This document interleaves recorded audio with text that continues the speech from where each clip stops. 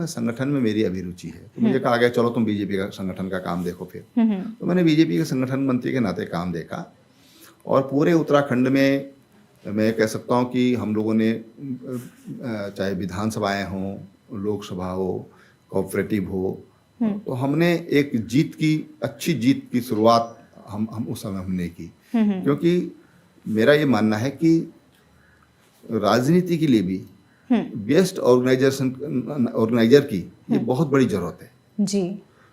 राजनीति में भी एक आइडियोलॉजी के लिए लड़ने भिड़ने वालों के, समर्पण करने वालों की भी एक अच्छी संख्या होनी चाहिए, तभी हमारी राजनीति ठीक चल सकती है। नहीं तो फिर राजनीति केवल कुर्सी की राजनीति हो जाती है, सत्ता की राजनीति हो जाती है कि किसी तरह से हम कुर्सी पे बने रहें, उसके लिए आया राम गया राम, इधर उधर जहां भी जाना है लुढ़कते पुढ़कते रहो और अपनी कुर्सी संपचा के रखो। तो हम उस तरह की राजनीतिक व्यक्ति या उस तरह की राजनीति में हमने कभी विश्वास नहीं किया और ये माना कि भाई राजनीति देश के लिए बहुत जरूरी है। कोई भी काम अगर हम करना चाहते हैं, कोई वैज्ञानिक कोई काम कर रहा है और उसके साथ राजनीतिक इच्छा शक्ति नहीं जुड़ती है तो वैज्ञानिक वैसे उसकी रिसर्च वैसी की वैसी रह जाएंगी। तो बहुत जरूरी है कि उसके साथ राजनीतिक इच्छा शक्ति हो। हम पर्यावरण की बात करते हैं, आज पर्यावरण संरक्षण के लिए अगर उसके साथ राजनीतिक इच्छा शक्ति नहीं, कुछ भी काम हो, मैं समझता हूँ एक दो उदाहरण देना काफी रहेगा। तो कोई भी सिद्धि अगर हम चाहते हैं तो उसके साथ राजनीतिक इच्छा शक्ति का जुड़ना बहुत जरूरी है और इतना हम मानते हैं कि राजनीति इसके लिए होनी चाहिए, सौदेश्य राजनीति होनी चाहिए।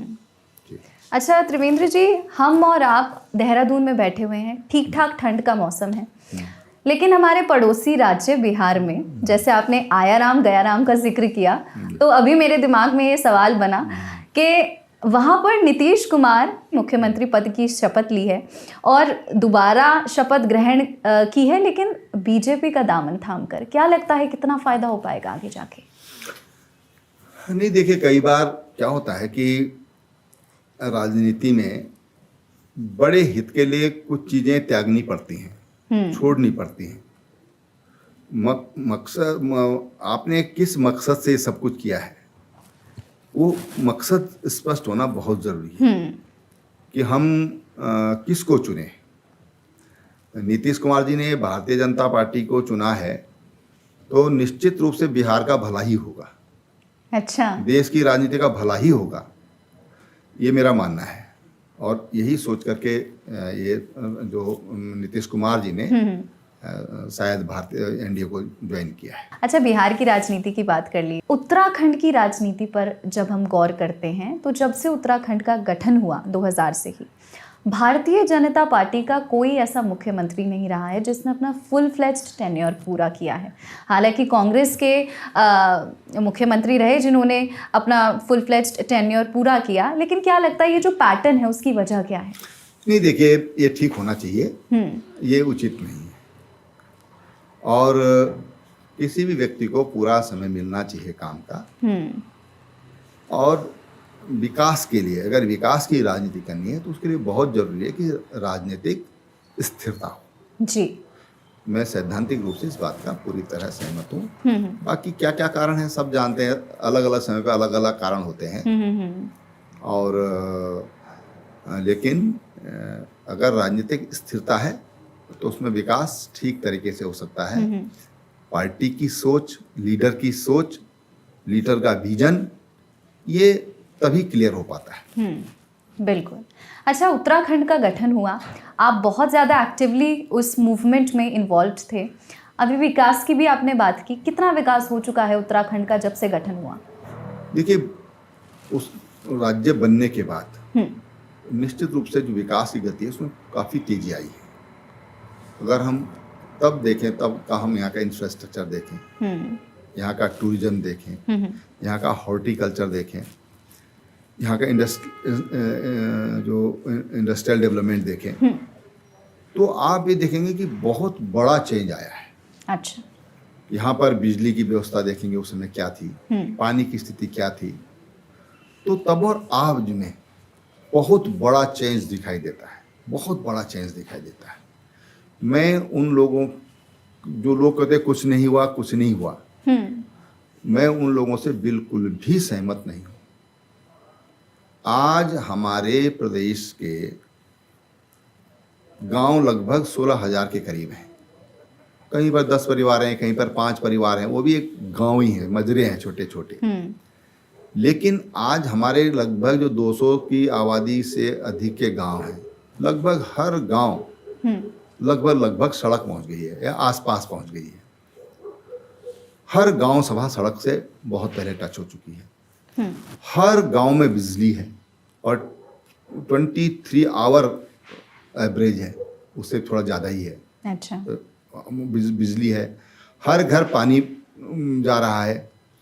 आज school, college, universities, technical university, private college, private management college आज उत्तराखंड में बहुतायत में है, बहुतायत में खुले हैं। तो हर जगह आज अगर हम देखेंगे तो बहुत बड़ा चेंज आया है। मुझे तो जब मैं मुख्यमंत्री बना था 2017 में, मेरे पास उस समय 934 डॉक्टर थे और जिस दिन मैंने मुख्यमंत्री का कार्य छोड़ा उस दिन मेरे पास लगभग 2,500 डॉक्टर थे।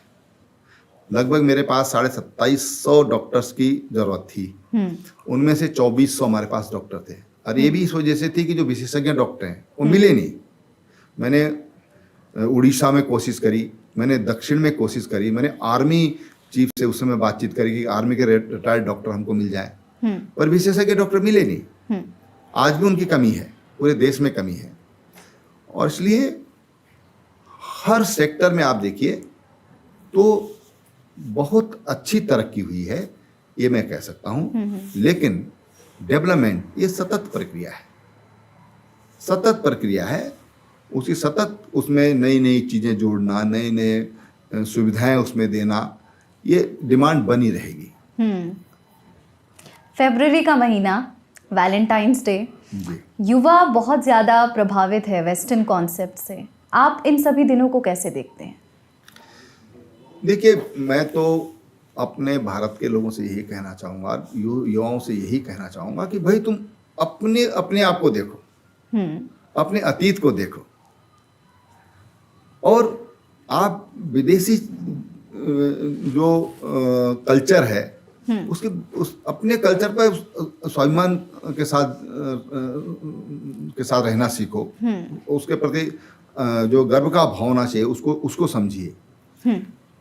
देखिए, भारत और वेस्टर्न क्या है, कल्चर को थोड़ा परिभाषित करना चाहूँगा जी। देखिए, जो चीज़ें वैलेंटाइन डे पर जो देखने को मिलती हैं, जो बाह्य रूप उसका देखने को मिलता है, अब वैलेंटाइन को छोड़ दिया जाए अगर और आज के वैलेंटाइंस को देखें तो बहुत बड़ा एक चेंज मिलेगा। लेकिन कल्चर किसको कहते हैं? कल्चर अच्छाई को कहते हैं, अच्छी चीज़ है। तो अच्छी चीज़ को एडॉप्ट करिए आप जो बाह्य जो चीज़ें हैं उनसे बचिए, अंतर का सुख देखो, अंतर का प्रेम देखो, तो वो चीज़ असली है। आप बाह्य चीज़ों से थोड़ा बच के रहेंगे तो मैं समझता हूँ कि आपका जीवन भी ठीक होगा, आपके जीवन साथी का भी सही होगा और समाज में भी एक अच्छा स्वस्थ वातावरण बनेगा।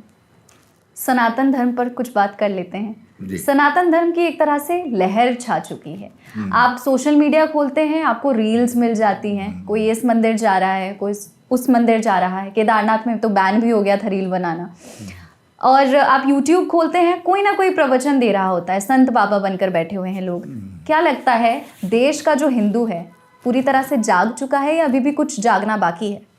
देखिए, जागे रहने के लिए बहुत ज़रूरी है कि लगातार जागते रहो, जागते रहो, जागते रहो का मंत्र जपते रहें। जागते रहो का संदेश लोगों को मिलता रहे। जहाँ तक आपने एक बात पूछी कि किसी भी जो सोशल मीडिया फोरम है जी, उस पर संत महात्मा दिखाई देते हैं। तो संत महात्माओं की नई चीज़ नहीं है कोई। भारत में तो ये परंपरा हजारों साल पुरानी है। संन्यास की परंपरा बहुत लंबी हमारी परंपरा है और दुनिया में हमारे संत जाते रहे। नहीं अब भी बिल्कुल है। अब भी जाते हैं, लेकिन मीडिया को भी लग रहा है कि हाँ भाई उसका महत्व तो समझ रहे हैं, सनातन को समझ रहे हैं। मीडिया को भी ये लग रहा है कि ये इसकी डिमांड है, पब्लिक इसको देखना चाहती है, जनता इसको सुनना चाहती है, इसलिए तमाम मीडिया का फोकस भी उधर हुआ है। अच्छा। लेकिन ये जो परंपरा है, हमारी ज्ञान परंपरा है, ये कोई आज की नहीं है, या ये 150 साल की नहीं है, तो हजारों साल की है।